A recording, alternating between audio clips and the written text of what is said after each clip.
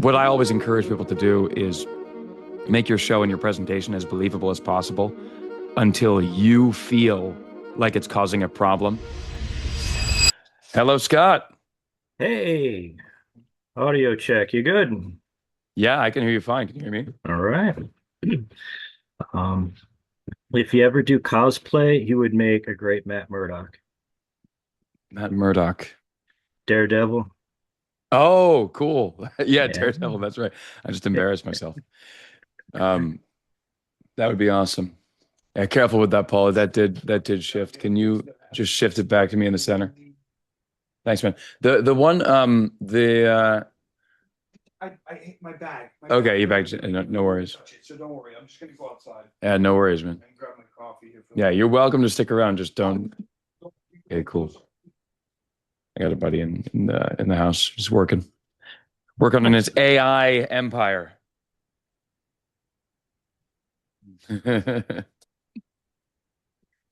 It is a crazy Scott tool.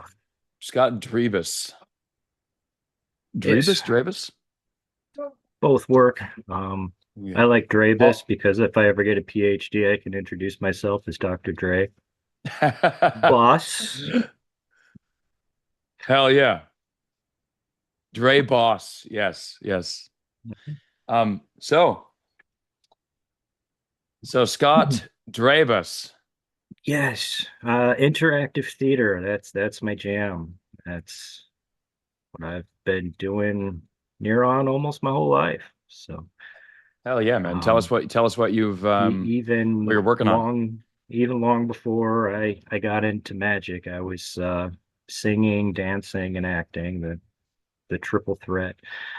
Um, but yeah, currently, my big interactive theater thing I've been doing for at least since the pandemic let up is working with a group outside Detroit called Live Action Fun Factory, and their product is a murder mystery dinner show. Oh, cool. And we've got like, depending on how big the room is, like let's say a dozen tables, eight tops, you get guests all around. Each table gets an actor, and then there's we kind of mingle as guests come in, and then there's a scripted act one that kind of introduces the characters and sets up that there's been a murder. And then we sit down at our tables and join our guests while salad is served. And then Mhm. act two, we start the scripted, okay, who are you? You're suspicious. What was your motive? What was the opportunity? Who's the relationship? Okay, well, there's a lot to take in. Let's take a break for our main course. And then we sit down and talk with our tables and whatnot and have the main course. Scripted act three drops all the rest of the clues.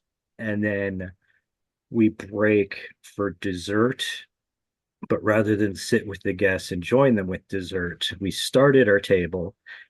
They talk to us for 2 minutes. And then there's a ding. We go to the next table. There's a 2 minute back and forth. Ding, next table, 2 minute back and forth where they can get all the questions out that they want, and then they fill out their slips of who they think the murderer was, what the opportunity was, and the weapon and whatnot. And then Act Four is a scripted resolution of okay, what happened. And then we see which table guessed correctly and the fastest, which table was the most incorrect. Is But there a prize for being the most incorrect? there is. Um, which with interactive theater, one of my rules that I've been doing almost my whole life is every show I do, I gift something to the audience. Um, Especially in Detroit cabaret, I've worked with a lot of burlesque dancers, and in that community, pretty much every show that they do, they gift something to the audience, whether it's just a tray of Hershey Kisses that you throw out, but just something. So that has been my focus the past few years is these murder mystery dinner theater shows, which is very unique because it's a blend of scripted theater, but in the round. involving the audience. And then between the scripted bits is complete improvisational. Once we take on our character, we live that character, we improvise as that character, we have to eat as that character would eat. And then we don't drop it until the end of the show and we take our bows. Does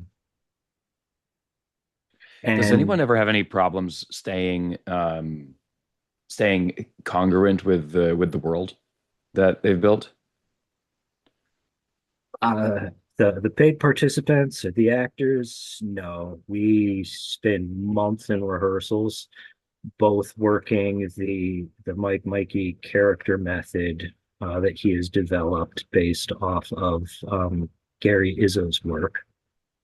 Oh, He's I the want to hear guy more about that that, because that sounds really interesting. And the yeah, reason that I ask that is because, if you're working with a there's the reason I ask about the character staying in their own universe is because when you're improvising with other people, obviously, but you're doing it in separate interrogations, right?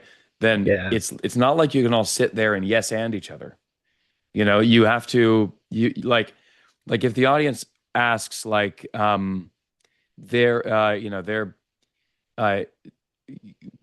I don't know, do you and the character David, where did you guys go on your first date? And somebody might just improv a good answer to that, but then yes, then David wouldn't know, right, the right answer. So there's like this whole, if you've we got, we did a show where we're actually the show we're doing right now opens next week is a repeat of the one we did about 2 years ago. We've recast some of the roles, but some of us are in the same roles, so it's kind of fun.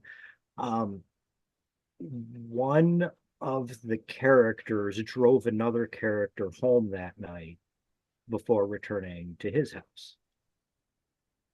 And then once that was established, when the other character was interviewed, they're like, "Oh yes, yes, he did drive me home. Yes, yes, I agree to that."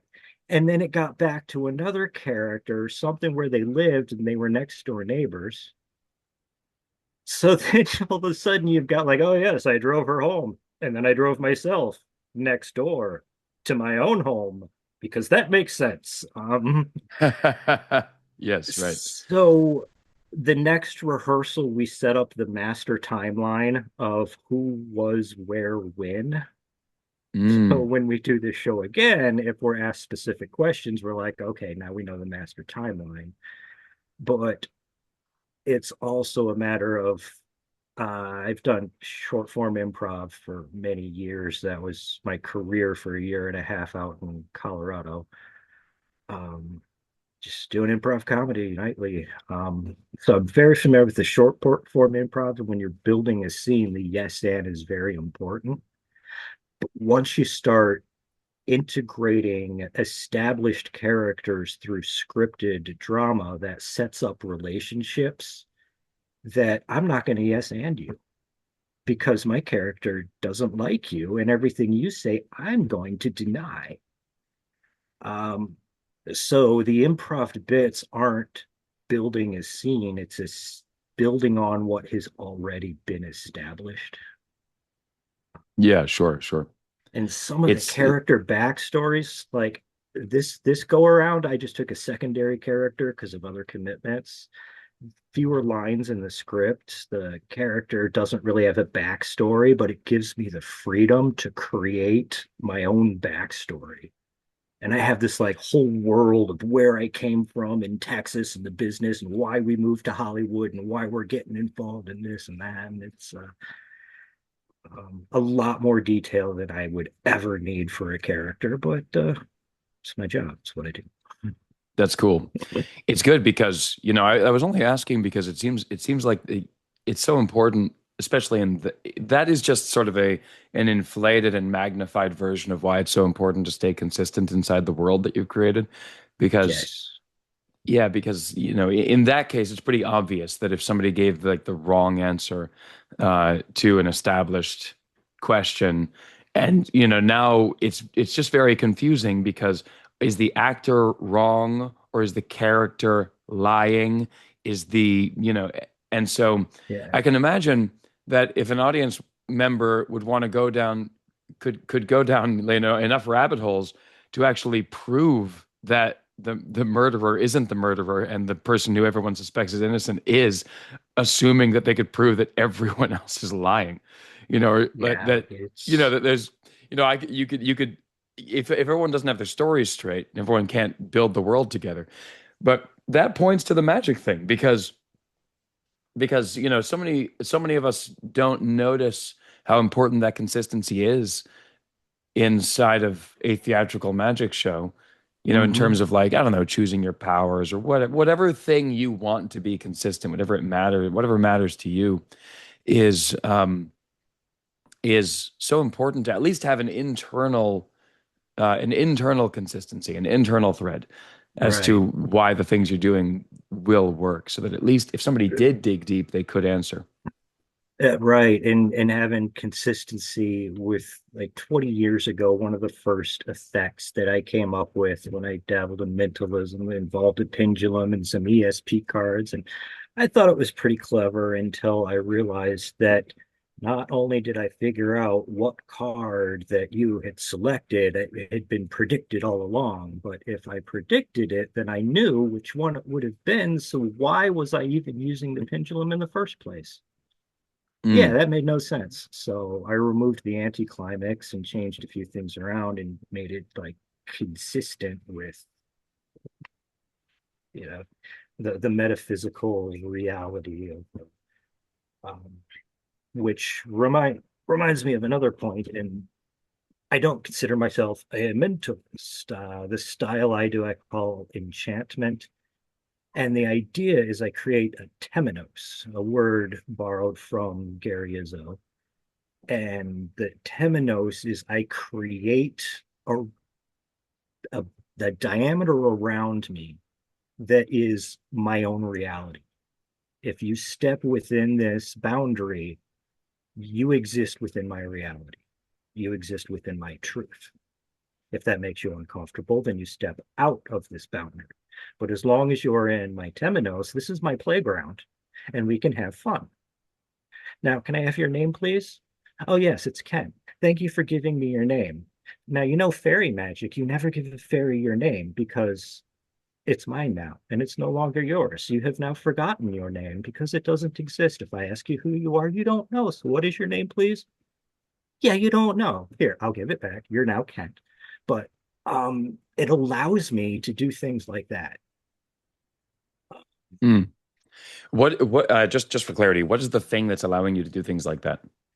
The Temenos, the boundary around me where I set up the rules. Okay, so Outside this boundary, outside this boundary, I'm just some crazy guy at the fair, wearing weird clothing. But once you we're step talking about inside my, Renaissance fairs. yeah, Okay, yes, in okay, this okay. specific, yeah, my mind goes so many different directions at Yeah. once. So yes, this specific thing, be like a Renaissance or a fairy type festival. That once I get you and establish that I am one of the Fae, that I have these powers, and you are in this thing, do you agree to this reality that I have created, and are you willing to play? Mm. And I don't use that many words, but the ritual is kind of established that once you step inside my circle to participate, I can do whatever I want. You're my Is plaything. there a physical circle, or are you just talking about sort of like a general space around you that? Either or, when I'm just sort of wandering the grounds and doing walk around and, like, my aura progressions routine, that I've been doing for 20 years in one form or another, and I finally released in a book to the general public. When I'm wandering with that, it's just sort of a metaphorical, like, eye contact, agreement, presentation, um, the way, like, a hypnotist would work, a street hypnotist, but using some mentalism bits and whatnot to just instantly create a believable reality. But then there's also a schedule where there's stage acts, um, like, oh, well, let's go see this band. Oh, what's next? Oh, let's with that, I have an actual physical circle that the audience does not cross unless invited, because it's based on the four elements, and the first element of air is represented with swords from the tarot deck. So I've got this big sword dance thing, and I don't want people inside my circle when I'm spinning swords. Not safe. And then phase three is fire. I have palm torches, and I weave in a limniskit around two audience members, asking them questions to find the truth and whatnot. So there's live fire on the stage. So my participants have to be in a specific spot and no one else can cross that circle. So in those elements, there's a physical circle, but in strolling, it's just a social agreement. Sure. Sure. So we've covered a lot of ground here. I'm interested in the I'm interested in a lot of what you've said, and I'm really tempted to dig down in particular to how my ears, my ethical mentalism ears, are hearing the concept of doing like an aura routine, or but you know, and if it's happening inside of a Renaissance fair, that makes it to me more interesting, because you're that is a situation in which something to address the issues of belief and harm would truly break the illusion if it were Yeah. done successfully. I mean, it's probably important that you don't break at all in those situations. So I'm really interested in the intersection of that. Um, and then also talking about this sort of character development thing that you were. The first one is more selfish because I'm the biggest advocate of disclaimer culture on the planet, I think. And We could spend an hour talking about just that and the difference mhm. between disclaimers and claimers, and how using a uh, claimer as a disclaimer can cause more harm than not even claiming or disclaiming anything to begin with. And yeah, well, okay, what's a it's such a claimer? rabbit hole. A claimer would be like, oh, well, I just use NLP to accomplish that, or oh, I was Oh, reading okay, your yeah, body language, and now all of a sudden I'm like, oh, you must be one of those experts on body language. I saw a show about that. Those people work for the FBI, and oh dear God, I'm going to court. Can I use you as a witness? And holy shit, no, no, please don't use me as a witness. I am not an expert body language reader. I was yeah. lying. Bro, I looked at the piece of paper when you weren't looking. Like Yeah. that's so so okay. So when you say claimer, you just mean like Yes. Um, an explicit claim. yes. Like when I Versus do an oral implicit claim. work, I say every human body generates a energy field around them. That's a claim. It's also true.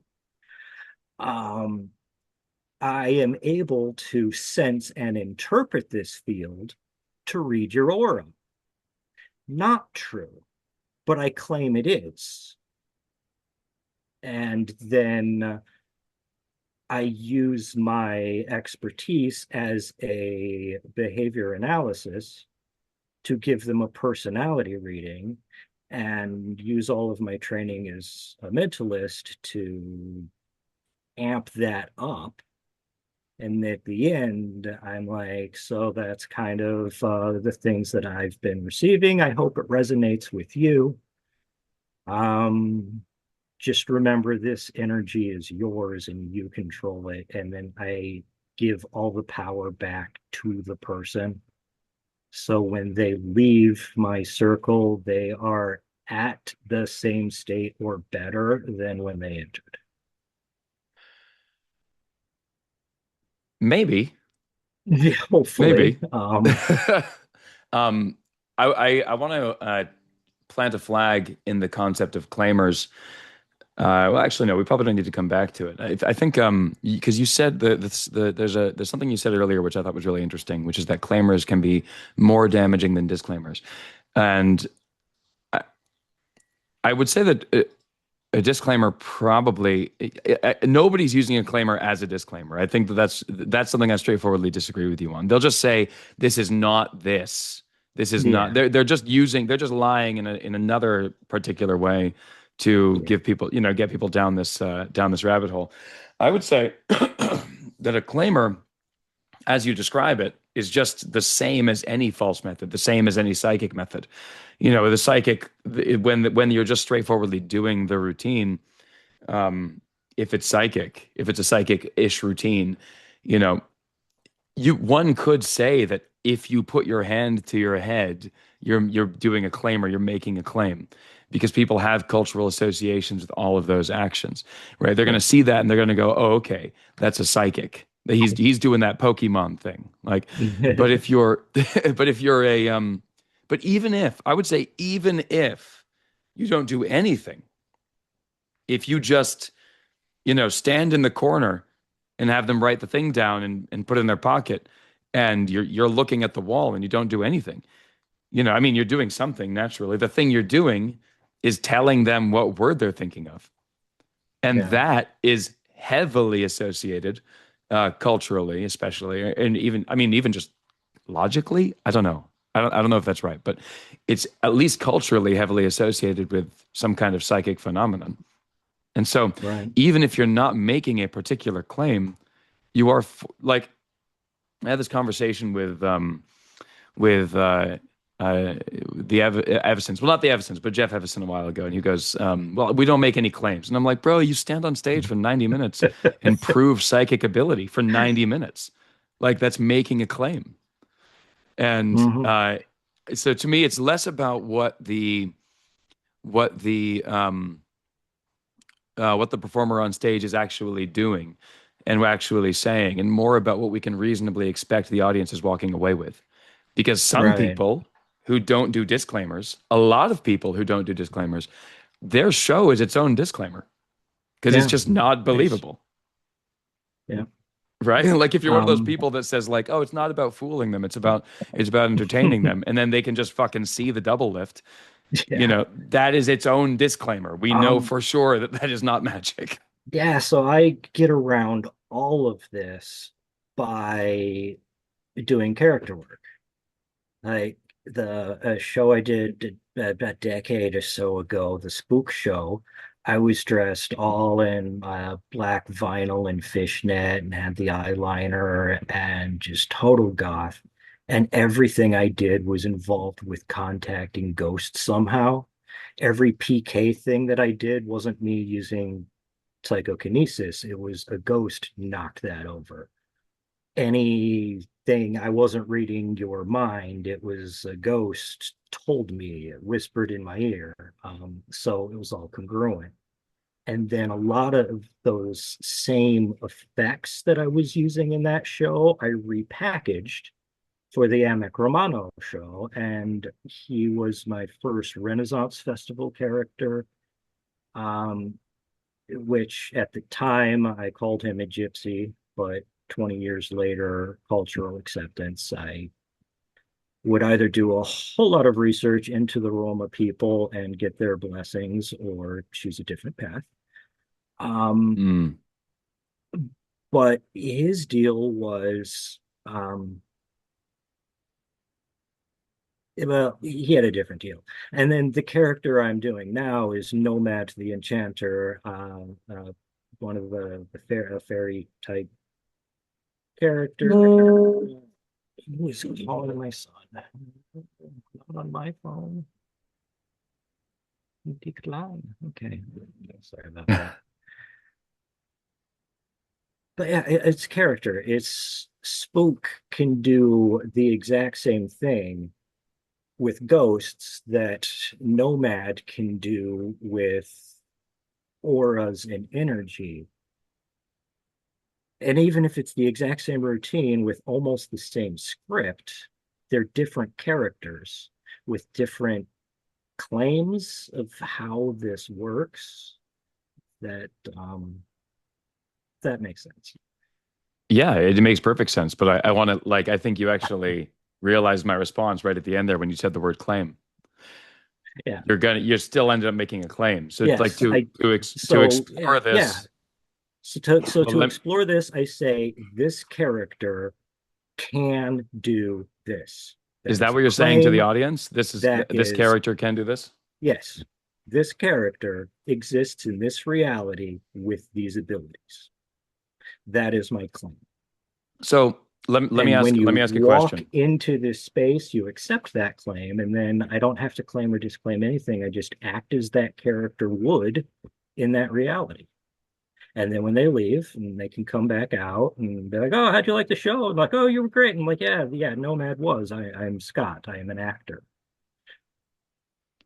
So let me ask a question.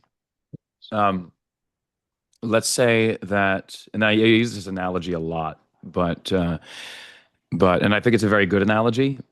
You can tell me if it lands. It If sucks. No, keep going. if a if a guy who can juggle, right? If a guy who can juggle is doing the character of a jester on stage, or the character of anything, like a salesman or whatever, and he's impressing his clients by doing a little juggling in the scene. Is it reasonable for the audience to assume that that guy, number one, is playing a character, and number two, is able to juggle off stage? True on both thoughts. Right. So So if the problem with this kind of stuff, assuming a perfect world, because I might be assuming a perfect performance. Now, I'm not saying that, like I said, some people's shows, in fact, I would say probably the great majority of people's shows are their own disclaimer and they don't actually need this. What I always encourage people to do is make your show and your presentation as believable as possible until you feel like it's causing a problem and then address the problem. Because you'll just feel like it needs addressing. Because normally the show's just not doing any damage because it's just not as believable as maybe they want it to be. Um, but if it is there, like let's assume a perfect reality where everything you do, people believe in the moment that that's what you're doing, then yes, of course, they will believe at the yeah, end. I saw a guy who can talk to ghosts doing a spooky character. Is that reasonable to assume? yeah, So I would say that on some level, at least, we can't really get around this by we saying it's can. entertainment, So it's that theater, it's be character. so that just comes down to our own. Um, oh, you glitched. Okay, you glitched. Are we back? We're back, I Are think. we Yeah. live? Okay. So that comes down to just your own personal ethics. Who are you as a person at a core? If someone truly believes I can talk to ghosts and then they come saying, "Hey, can you contact my mother who just passed away?" Am I going to say yes or am I going to say no? As an ethical person, I'm going to say no. Mm, Most of what I do is theater. A lot of it is fake and scripted and special effects. Some of what I do is real. And if I could talk to ghosts, it's random. It comes and it goes. I cannot contact your mother. What I can do is contact a grief counselor for you. This one is my friend. She's amazing. Here's her number. Do you want me to make the call with you? And that is what I do because mm. I am a trauma informed, ethical person.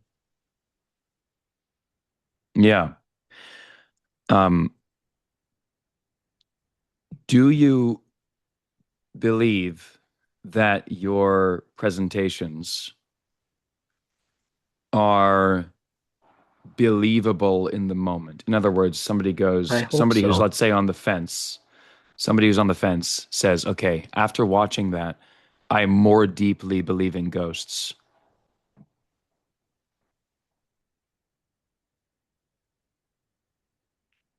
Uh, it, for me, it's about the experience. If I mean, if it does increase their belief in ghosts, then okay, what are they going to do with this information? I don't know. That's up to them Yeah, for sure. and am I responsible for that? And I'd love to get into Um, that, but like, because that's a whole nother can of worms what they do with yeah, it, and that's stuff that's that you certainly have no control over whether or not what a person does with the information that you give them, but you do have control over the information that you give them. right. And Which is I'm not, by why, the way, I'm not trying to call you out or anything. You're well within the great majority of people's opinion on this. I'm the one that's on the outside here. So, well, we could explore this like totally more because I can go both directions believably. Like I've got a very complex thought on the whole matter. yeah, yeah, I like complicated for sure, but I also like simple, right? Yeah.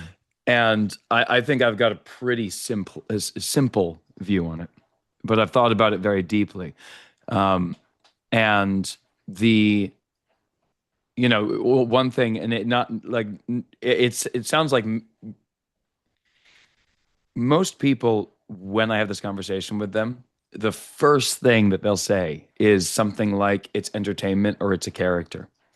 And then I'll do the juggler analogy. And it gets a little it goes along a very similar pathway uh for Yeah. most until eventually it's like, well, Kent's an asshole. No. Well, we could Um, we could even break apart the juggler analogy with a skill based versus knowledge based, or a physical presentation versus a mental presentation versus spiritual presentation, and you know, sure. No, with all juggling, what that's you good. see is Yeah. what you get. With mentalism, what you it's so can go all these directions, but No, for sure, for sure. The question though that I guess another way of saying the same question is, do you feel like what you're doing is, and this is again, this you might feel differently about this than I do. You might like, if the presentation is believable for me, like if I'm going out there and doing like a corporate gig, for instance, and I'm doing like nothing but billet work or nothing but drawing duplications and couching the whole thing in like body language reading or whatever. Even if at the end of it I say to them, "Hey, just entertainment. I'm an entertainer. I'm an entertainer, so don't worry about it." Right? Still, if it had an effect on them, yeah, if I do the psychic thing and I say, "Oh, I'm just an entertainer, don't worry about it." Like, if it is the case that my presentation makes it easier for John Edwards to do his job and not harder for him to do his job, then I feel like I've moved the needle in the wrong direction. that's fair. That's completely personal to me.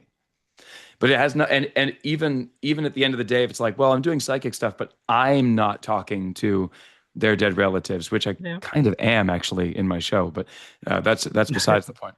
Um, if their job, if the job of people who are frauds in the like universally accepted negative way is easier for someone having seen me perform, then I personally feel like I'm doing something wrong. Now, obviously, everyone's got different opinions on this, but what do you think of that? Um, it's a very good premise. It is true. Uh, I also think that's a lot of guilt to bear that is unnecessary, but it's a very important thing to think about. Well, I'm Every not actually prof bearing any guilt because I know. I've I structured just myself such that that is not what's happening. right. I think anyway, to my own satisfaction. I don't know. It's just it's something that again we were supposed to talk about character immersive Yeah, theater sorry, we're getting and deep into it. Samoylov effect, and then once you get into claimers and disclaimers, it disrails the conversation for like an hour, and everybody has good points.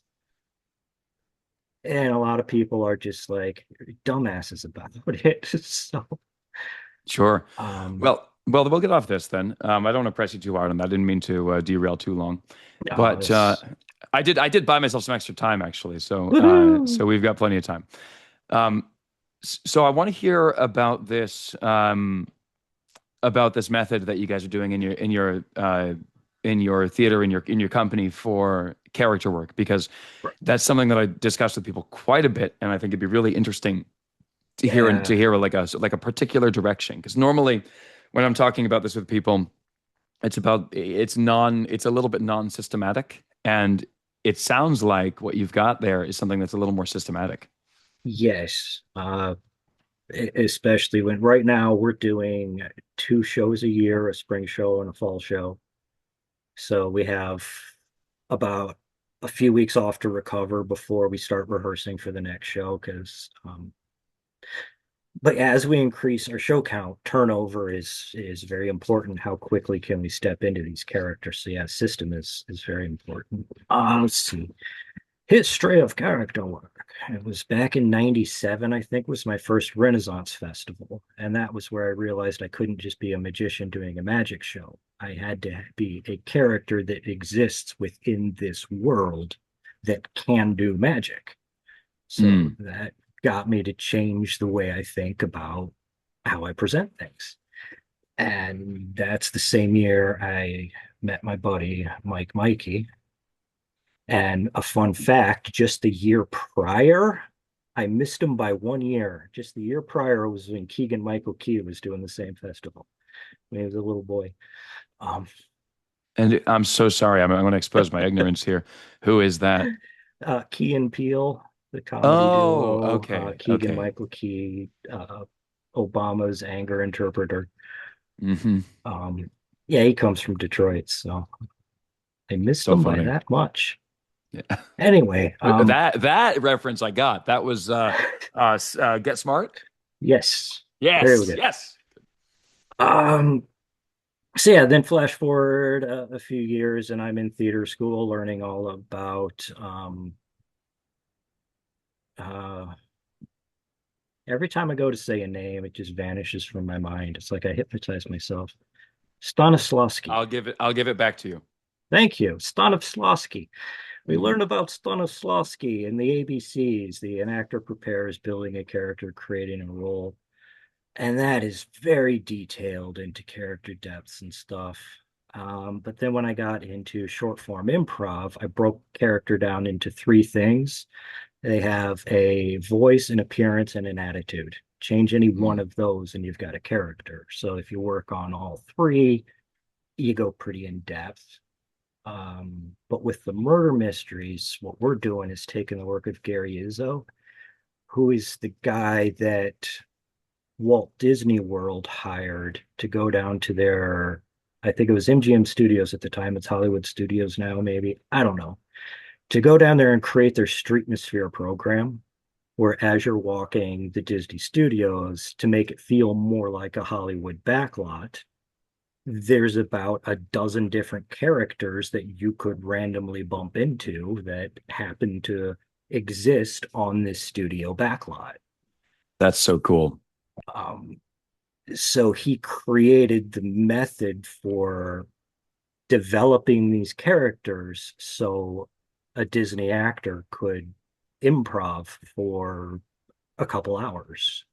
And he went back to Commedia del Arte and the concept of Lazis. And each character gets like one physical thing that they can do that instantly establishes who they are, where they are, why they are. And the one thing I have updated with this is a lot of the actors within the live action Fun Factory are neurodivergent in one way or another, if not full blown autistic. Yeah. And And we Live Action Fun like, Factory was your theater company right now, right? yes, and we Yeah. like to fidget. So if I'm Oh, this was playing a, really cool. This is something that you yes, put on one of my posts. yeah. I So want you to tell us about that. So, if me being Scott, I have like a Nito cube and I can fidget or I can hand flap. But if I'm playing a covert operative that's gonna fly out in 2 hours, so we better wrap this meeting up because my crew is gonna infiltrate behind the lines and we gotta get, I can't do hand flappy stims. So, what that character can do is just kind of I'd be flipping a butterfly knife, antsy, like, come on, guys, we got to get going.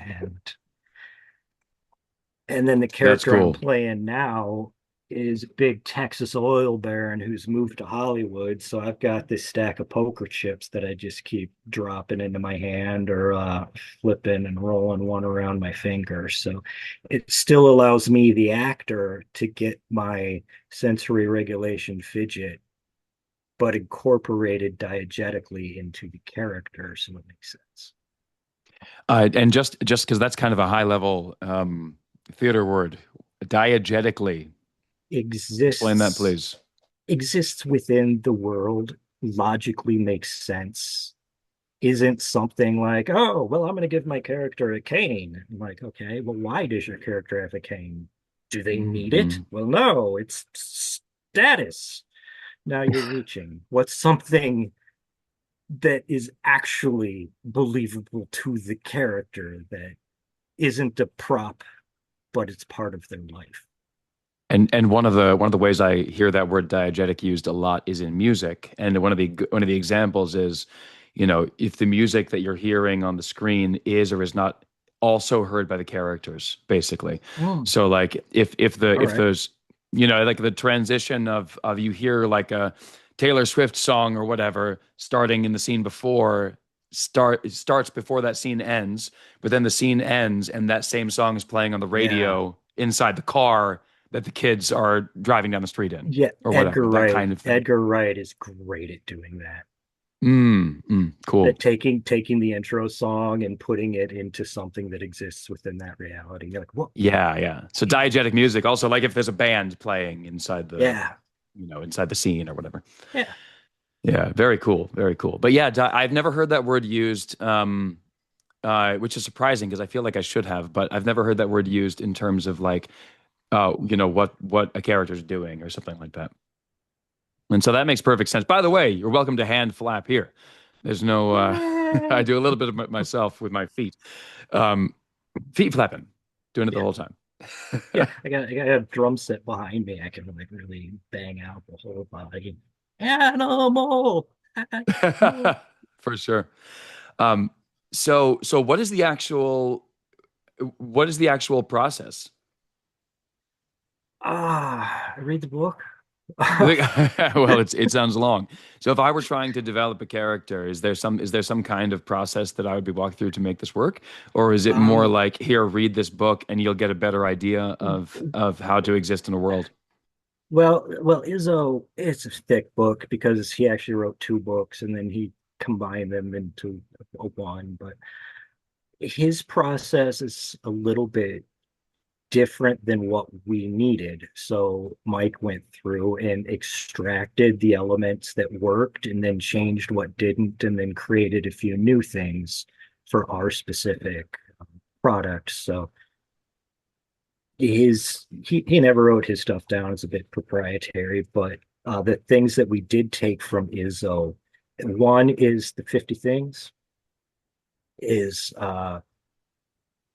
get a piece of paper and write down 50 things that your character will do in any given day. Brush teeth, eat breakfast, get dressed, Right, you're gonna run out drive of the to, normal things at about 20, right? And then you have to yeah, start like being creative yeah. or digging a little deeper. That's really cool. There you go. That's And, something. That's something. and then once you get into those basic things like brush teeth, eat breakfast, how? Oh, you're Yeah, you can right. expand upon every single one of them. Yeah. My character shattered their fingers and they're in a cast and not allowed to use it. And I'm trying to use my left. Holy crap, you're right. All of a sudden, brushing my teeth is really hard. I've got to think about this in character now. Mm. Um, so that's one thing that helps me get like what's a good fidget. Like my character's going to do 50 things a day, Hmm. and I also find a lot of like tools of the trade. Like if you're an operative, you're going to be good with weapons. That's a good fidget. If you're a big Texas, oil tycoon, you're going to be good with money. So rather than bills, I figured poker chips would be a good visual cue, but not as distracting. And the poker chips say something about the you can infer things about the Yeah. character's history based on the poker chips. And this like bills would be like, I'm willing to buy what I need. The poker chips is like, I'm willing to take a chance. Yeah. Interest. That's a yeah, that's inference about their attitude and their worldview, just by having something that you're holding and probably even how Mhm. you're holding it. And yeah, the I was even just talking about like this is a person that clearly has some kind of history with gambling. But Yeah. yeah, you're going deeper. It's like, what does that mean? Um, Right? That means that this person is right. willing to take a chance, right? Right. Which pinged a thought when Brandon Bell came out with um, a Gnostic oblique, his one-handed full billet peak. Yes. Er, um, he presented it right-handed.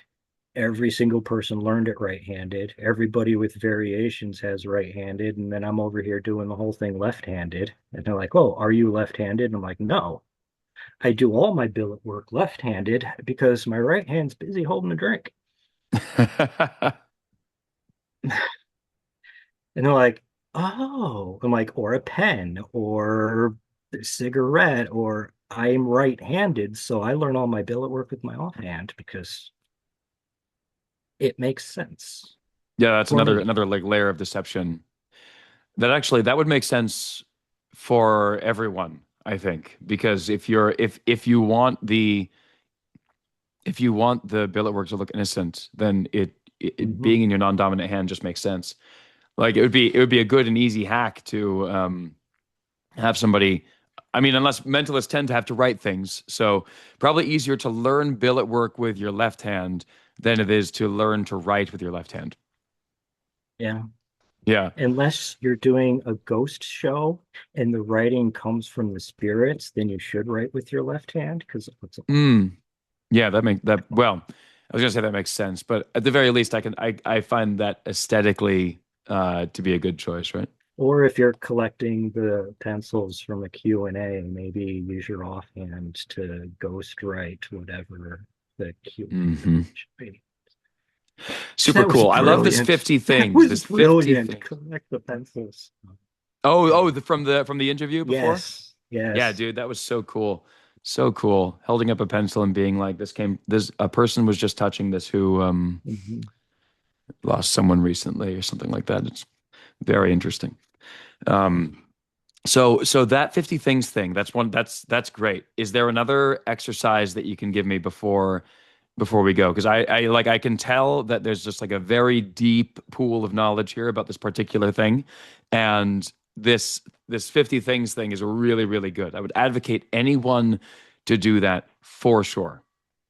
Even if they're not playing a character, just like assume that you do have a character on stage and now do the 50 things. Just do it for yourself, Yeah. and maybe you can find out how those things can interact with your show a little bit. Like Mhm. if if you even if yeah, if your 50 things is going to include something that you do during the day that's important to you that is not at all represented in the show, and maybe it should be in some way. Yeah. And if all your props are like, "Oh, this is a mysterious thing from the East Orient," okay, why? Do you travel there often? Um, was this passed down through your family? How did you come to have this artifact? Sure, sure, sure. Does it All make good sense things to to your ask. Yeah. character, or is it something you just picked up at Home Depot? Because that makes more sense. Yeah, good questions to ask, man, for sure. So yeah, So another exercise, yeah, especially please. since with the murder mystery, we rely on that 2 minute interview. Okay, where were you at the time of the murder? What was your and kind of spitball questions, answering in character. We play a theater game. It's basically like a TV interview where we'll put four characters in a chair and have the host be like, "Hey, we've got these characters on our show today. Let's ask them some questions." Okay. Oh, very good. What is your thoughts on? And then you just, as a panel, field questions from the audience, and you just stay in character the whole time, and it gets you to think about how would my character answer this question? Mm, Because everybody's personality is a grid of all the choices that they have made in their life. So when you're asked questions, you now have to make a choice, and you have to think, what choices have I actually made in the past that lead me to believe that this is the right choice now? yeah. So a good Q&A, which is something I got from How to Be Funny by, what's his name? Steve Allen. Great book. I narrate my drive. I get in character, and as I'm driving to the venue, like if I were playing a vampire, I'd be like, well, the sun has set below the horizon, so I am feeling good. Those people should not be crossing the street in front of me. I could have hit them. No matter, I'm getting hungry. What's up to them. The Mm, character I'm playing for this murder mystery, the Texas guy, I could be like, well, we're going to be getting to that venue soon, but my car just doesn't quite get the mileage that some of these electric cars get.